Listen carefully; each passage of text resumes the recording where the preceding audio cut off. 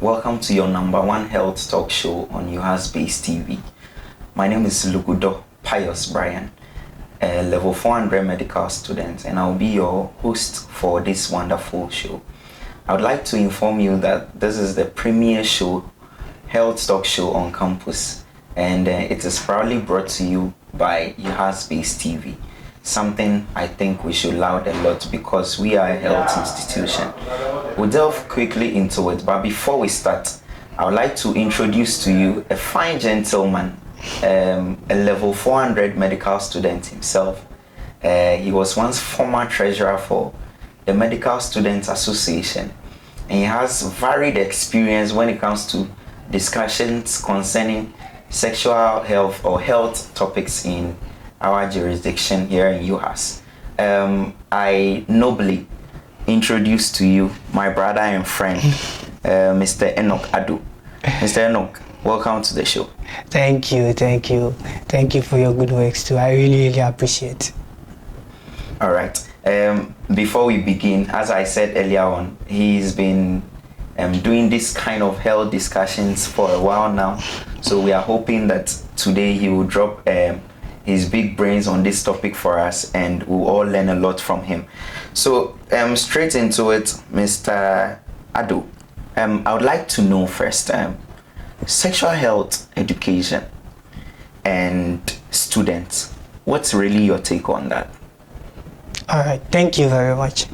So sexual health really is a topic that I'm interested in, especially in our milieu or our society, where usually the older generation shy away from these kind of things. They don't really tell us much about it growing up, you see. So I really am interested in it because sex is something that more or less is part of us. It's something that we can't take away. Because if you take the Ghana Demographic and Health Survey, that's the GDHS report, you see that just if you take people between 25 years and 49 years, it's just 1% of the population that do not engage in any sexual activities. It means that much more of them engage in the act. Okay, and then like I said earlier, because the older generation shy away from it, the students or the children growing up, they don't get the knowledge from home. So it's more or less in school that it can be incorporated into their curriculum, and then what they learn, so that they grow up with it. You understand? Yeah, so that's my take, and it's really important and beneficial to the students. Okay, because we really cannot overemphasize the importance of knowledge over ignorance. It's better to let the person know and make informed decisions from what they know. So I think it's really important that we see to it, and then we get it into what the children learn, and then as they grow up, they are introduced into it bit by bit, exposure wise, developmentally wise, according to what they are supposed to know, and then help each and every one of us. All right. So with the first answer you gave us about your opinion on sexual health in students, you did mention that the older generation really doesn't want the younger generation to have some sort of knowledge into sexual health education. Do you really think that the parents of students, UHAS for that matter, are interested in their knowing about their sexual health? Okay, that's a really good one. I think that the health of the students are paramount. Okay, and it's important that they know. Okay. Yes, because let me go back to my GDHS again. It tells us that by the age of 20, if you take people between 25 and 49, by the age of 20, only 1% has not engaged in any sexual activity. It means that a chunk of the people are still engaging in the act. You get it? Yes, and then by the age of 20, the individual has tasted sex. Okay, so it means that if you look at the students in the university, it means that it's around that time that they will engage in sex. Okay. So it's best that we let them know, and it's even okay that we explain it to their parents, because they are also stakeholders. Exactly. And the health of their children is of interest to them. So we can even bring them on board, and it's actually one of the key areas of sexual health education. Yes, you bring parents on board, you bring community members, everybody who can have everyone has a role to play. Exactly. In socializing the people about sex. You understand? Yes. So I think if the parents understand, they can actually also be a good source of information to their children. All right. Yeah. Thank you very much. And I would like to ask you, we've been talking about sexual health education. I think beginning of this year, you hear most of the boys on campus talking about this year they are celibates. They are not really going to engage themselves in any sexual stuff. Okay. And most of us at our age, we are really ambassadors of being faithful to our partners if we have one. And some would actually resort to use of protections probably when they want to involve themselves in sexual acts. In your opinion, what really counts as safe sex for you? Okay, so first I will give my opinion, but let me talk about what is globally accepted. Yes, so the CDC, that's the Center for Disease Control, they have a guidelines for safe sex. Okay, and then safe sex actually is defined as sexual activities that do not culminate in unintended pregnancy or sexually transmitted infections. Very well. That's what safe sex is. Yes. So all the activities you can think about that will prevent unintended pregnancy and then STI. So usually you can talk about the use of contraceptives, condoms, all these encompass safe sex. Okay. Yes. Actually, health professionals always say that we can't have absolute safe sex, because if we take something like kissing, you may feel like it's trivial because you don't end up exchanging stuffs like that. You don't get it's highly impossible that you kiss someone and getting pregnant. You understand? Yes. But then there's actually the fact that kissing, actually there is exchange of some fluids. You can transmit herpes. Herpes, for example. So it's not absolute. Okay. Yeah, so we usually want to talk about abstinence as the best option, but then I really don't like using it because the youth of today, we know. So we actually talk about safe sex. We actually encourage sexual activities that do not culminate in sex, like vaginal sex and all those kind of stuff. So like cuddling, like grinding, those kind of stuff. Yes, we actually encourage them. But so that is the CDC and then the definition for safe sex. But for me, I think that some key aspects for students which is omitted from that is the place the act is ongoing. I mean, you can't just you are four in a room in a hostel and then one evening you just bring your girlfriend inside, you wait for your roommates to go to sleep and then you want to do your thing over there. I think that is not a good thing. It takes the element of enjoyment and pleasure, like yes, because psychologically and mentally it's not a good thing. Okay, so it takes the element out. So I think the place and then the mental state of the individual. I mean, there should be some mental security so that whatever you are going to engage in, you maximize the pleasure that you're supposed to get. Yes. So for me, I think the mental state and then the place the act is ongoing is also really important. Yes. I'm really happy you emphasize the pleasure side of sexual health education. Myself, I'm an agent of the pleasure side of it. Yes. So quickly, I would like to isolate use of condoms, use of contraceptives as part of safe sex, so we could discuss it. Now, you did mention those two. In your opinion, don't you think that by the virtue of the fact that we are introducing students to condoms, contraceptives, would rather encourage them to have, let me say, unnecessary sexual activity rather than discourage them from actually doing it by methods such as abstinence? Okay, so there are actual reports and there are actual research, okay, published reports that tells us that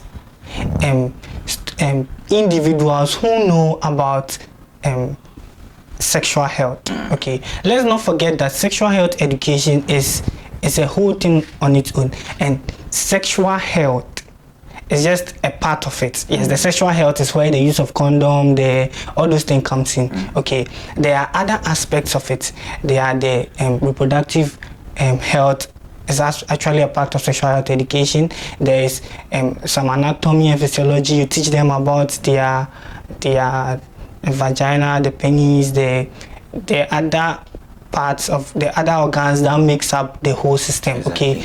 Okay, there's an ethnic aspect, there's an aspect of values. Okay, so all these things are part of the sexual health education. Okay, so it's not like we are actually teaching them sexual health and then just exposing them to all that. There are other things that we teach them to.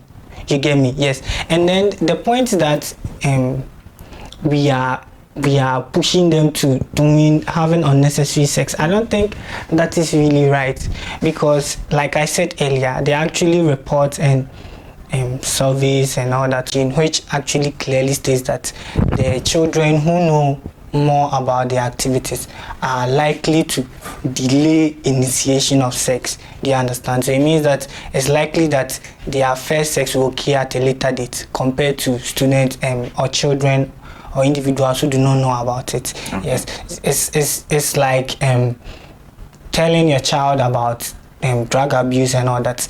It's likely that if you tell the child about it and you make the child understand the consequences, it's likely that the child will not engage in it rather than shying away from it.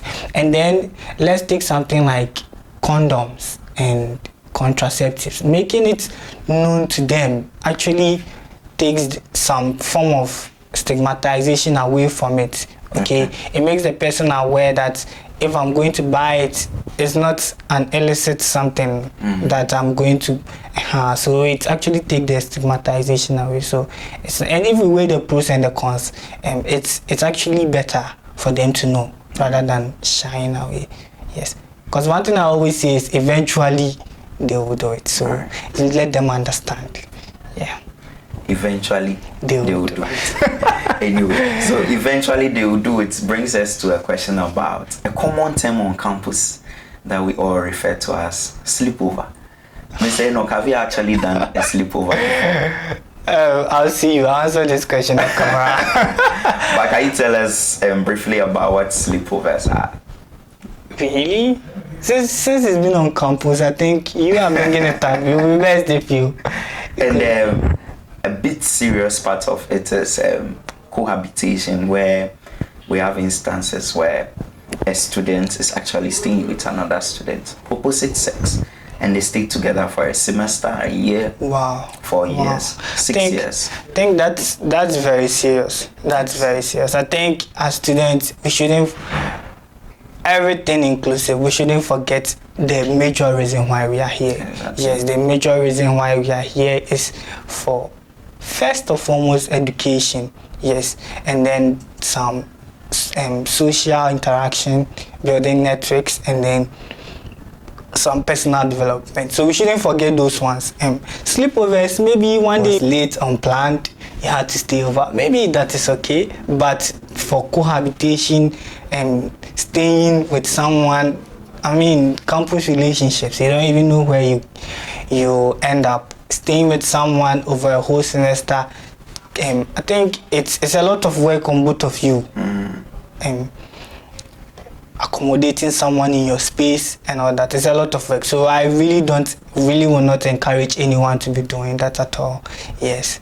Yeah, thank you. To all my guys listening, I hope that Mr. Eno doesn't discourage you from having some sort of stress relieving sleep with us. So to continue, I'm going to ask you a question that has been so controversial in our society when it comes to our sexual health education. Okay. That is the orientation of individuals or young people and issues concerning LGBTQ and plus. What really is your opinion about this? Okay. I really pay attention to my words when I'm speaking about this issue because they generate a lot of public controversies. Exactly. Yes. So, in my opinion, sexual health education is gradual. Okay, it's you open the information to the individuals bit by bit. Okay, so at a certain age, you look at what is it's essential for the person to know. Okay, so in my opinion, and then in our setting elsewhere, right from the tender ages, they get to know about sexual orientation and all those kind of stuff. But in our setting and in our society, in my opinion, I think it's best to keep some of the information for the person to grow. Okay, where they can actually have mature minds and make better decisions. Okay, to open to them some of the, so that if at that age they feel their body is not consistent with who they are and all, then yeah, they can choose other orientation that they feel they are comfortable with. All right. Yes. Yeah, as you said, that always brings some form of controversy. So the answer you give, some may not agree with you, some may agree with you. Yeah. But we'll move on quickly. I want to know from you. We've been lingering on about sexual health education. Don't you think it will open a canker of rape issues, defilement issues on our university campuses? No, not at all. I don't think so. It will rather bring them down. Yes, because don't forget that I've been hammering on the fact that there's societal aspect and there's an aspect which teaches values. Okay, yes, and there's an aspect which also teaches consent. Okay, you understand that if you are touching a girl and she says no, it is no, nothing else.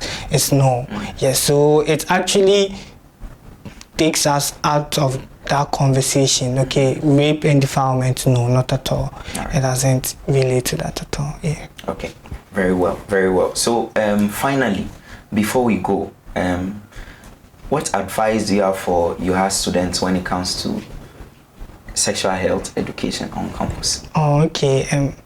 I would advise that we form societies and groups, okay, that will teach us, and then we'll discuss these things. I've realized that the churches are a lot. Yes, the churches on campus are a lot, and if the heads of these churches could incorporate some of these things into what they teach their people, it will also go a long way to help all of us. In our setting, once again, in the Ghanaian setting, a lot of things are left to the individual to learn on their own. We can talk about emotional intelligence, financial intelligence. All these things are left to the individual to learn on their own. So if there are groups, there are societies that fan clubs, all these things, they can actually expose the people to what sexual health is, and I think it will help each and every one of us. All right, so Mr. Eno, before we go, I'm very, very much grateful that you were able to honor our invitation. Thank you. Shortly, Thank you. Do you have any shout out for some students? Okay, yeah, of course. Faculty members, I cannot do away with Dr. Magalis here.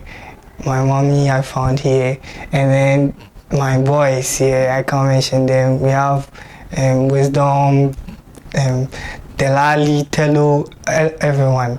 Say hi to all of them. Right. Thank you very much. Before we end the show, I'd like to thank you all for watching. My name is Lugudo Pius Brian, and I would like to give shout out to some few people.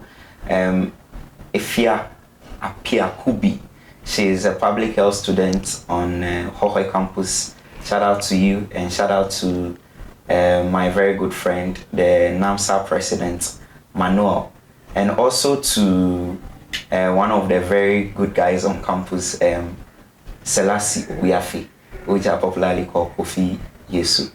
Thank you all very much for joining the show. We hope to continue with you next time with very interesting topics. Thank you for